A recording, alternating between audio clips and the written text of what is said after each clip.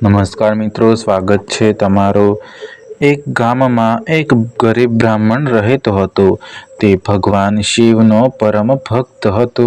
તેની પાસે ધન સંપત્તિ ન હતી, પરંતુ તે દરરોજ સવારે વહેલા ઉઠીને નદીમાંથી પાણી લાવતો અને નજીકના શિવ મંદિરમાં જઈને શિવલિંગ પર જળ ચડાવતો। તે બિલ્વપત્ર પણ અર્પણ કરીને પ્રેમથી ઓમ નમઃ શિવાયનો જાપ કરતો હતો। શ્રાવણ મહિનો આવ્યો। બ્રાહ્મણે શ્રાવણના દરેક સોમવારે ઉપવાસ કરવાનો અને ભગવાન શિવની પૂજા કરવાનો સંકલ્પ કર્યો। પહેલા સોમવારે તે નદીમાંથી પાણી લઈને મંદિર તરફ જતો હતો। રસ્તામાં એક વૃદ્ધ માણસ મળ્યો। વૃદ્ધે કહ્યું, બેટા, હું ખૂબ તરસ્યો છું, મને થોડું પાણી પીવડાવો।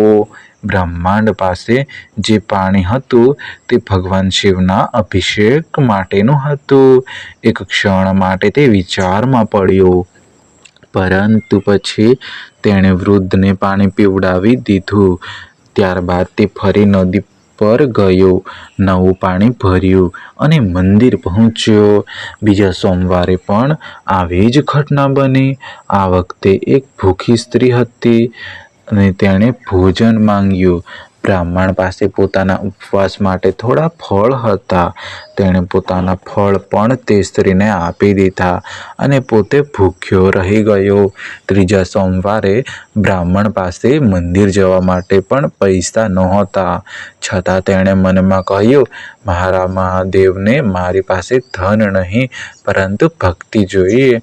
તે ખાલી હાથે મંદિર ગયો, શિવલિંગ પાસે બેસી આંખો બંધ કરીને ભક્તિપૂર્વક ઓમ નમઃ શિવાયનો જાપ કરવા લાગ્યો।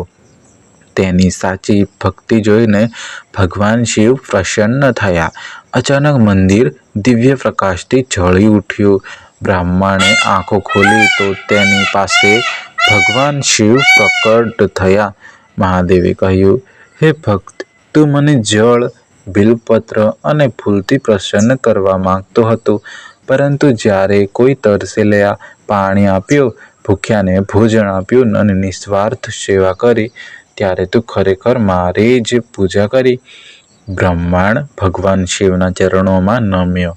મહાદેવે આશીર્વાદ આપ્યો, જે મનુષ્ય શ્રદ્ધાથી શ્રાવણના સોમવારે મારી પૂજા કરે, સત્યના માર્ગે ચાલે, જરૂરિયાતમંદની સેવા કરે અને મનથી મારું સ્મરણ કરે, તેના જીવનમાં હું હંમેશા તેની સેવા સાથે રહીશ અને તેને આશીર્વાદ આપીશ।